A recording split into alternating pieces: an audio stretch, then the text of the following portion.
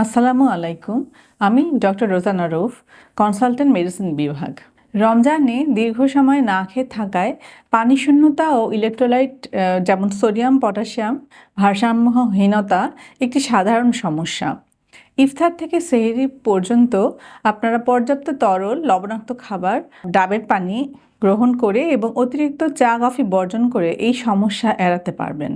পানিশূন্যতা ও electrolyte সমস্যার যে লক্ষণগুলো তা হলো তীব্র তৃষ্ণা, শুষ্ক মুখ ও জিহ্বা, ক্লান্তি বোধ করা, প্রস্রাব কমে যাওয়া এবং প্রস্রাবের রং গাঢ় হলুদ হওয়া, মাথা ঘোরা, মাথা ব্যথা বা অজ্ঞান হয়ে যাওয়াও এটার একটা লক্ষণ।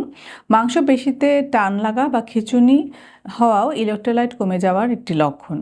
এখন আপনি কি সতর্কতা অবলম্বন করবেন সেটা সম্পর্কে কিছু বলি। ইফতার থেকে সেহরি পর্যন্ত পর্যাপ্ত পানি পান করুন। ইফতার থেকে সেহরি পর্যন্ত প্রতি ঘন্টায় যদি অন্তত 1 গ্লাস করে পানি খেতে পারেন তাহলে ভালো। ইলেকট্রোলাইট সমৃদ্ধ খাবার খাবেন, যেমন কলা, ডাবের পানি, দই, খেজুর এবং প্রচুর শাকসবজি, যা শরীরের লবণের ভারসাম্য ঠিক রাখবে। স্যালাইন এবং শরবত অবশ্যই ইফতারে খেতে হবে, যেমন লেবুর শরবত, ইসবগুলের ভুসি খেতে পারেন বা খাবার স্যালাইন খেতে পারেন। ক্যাফেনযুক্ত পানীয় যেমন চা, কফি এটা বর্জন করতে পারলে ভালো হবে। এবং অতিরিক্ত লবণাক্ত খাবারও এবং খাওয়াটা ঠিক হবে না।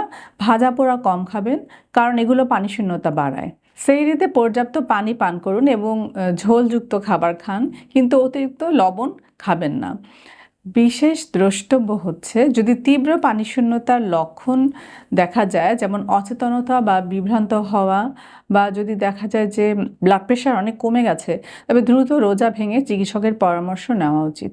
আপনারা লক্ষ্য রাখবেন, যদি তীব্র পানিশূন্যতার লক্ষণ দেখা যায়, যেমন অচেতন হয়ে যাওয়া বা বিভ্রান্ত হওয়া বা ব্লাড প্রেশার অনেক বেশি কমে যাওয়া, এরকম অবস্থায় আপনারা দ্রুত রোজা ভেঙে চিকিৎসকের পরামর্শ গ্রহণ করবেন।